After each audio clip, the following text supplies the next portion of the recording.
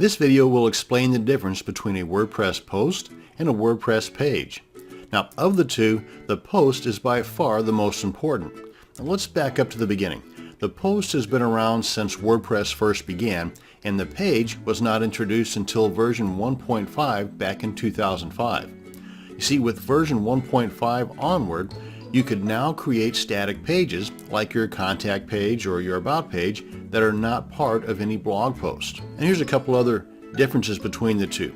Pages are a one-off content holder, and posts are a series of content within a WordPress site that can be related to one another or not, but are by default shown in reverse chronological order, meaning the most recent post is at the top and the older posts are below that. And pages can be parents or children of one another, but posts cannot.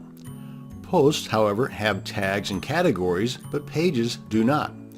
And by default, you can use custom page templates, but you can't with posts. Posts have different post types, static, video, audio, depending upon the theme that you're using, and pages do not. And you can create as many different pages as you want, just like posts, and posts show up in your RSS feeds, but pages do not. And that's going to bring us to the end of this video on the differences between your WordPress post and your WordPress page. Thanks for watching, and you have a great day.